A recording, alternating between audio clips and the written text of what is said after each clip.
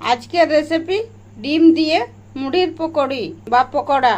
এই যে মুড়ি, ছোট ছোট 3টা আলু সিদ্ধ, পেঁয়াজ কুচি, কাঁচা লঙ্কা, রসুন সব কুচি করে, একটা ডিম। এই যে সিদ্ধ আলুটাকে এইভাবে কদ্দুকস করে নিব। এরপর এর মধ্যে মুড়ির পকোড়ি, তার জন্য পেঁয়াজ কুচি, কাঁচা লঙ্কা কুচি আর রসুন কুচি, একটু হলুদ, কাশ্মীরি লঙ্কার গুঁড়ো, গরম মশলা, 3 চামচ বেসন, 2 চামচ চাল গুঁড়ি, আর এই যে একটা ডিম।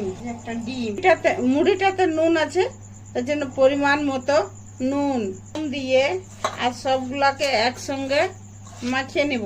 1 চামচের মতো কাঁচা সরষের তেল দিয়ে আর মাখিয়ে নিব।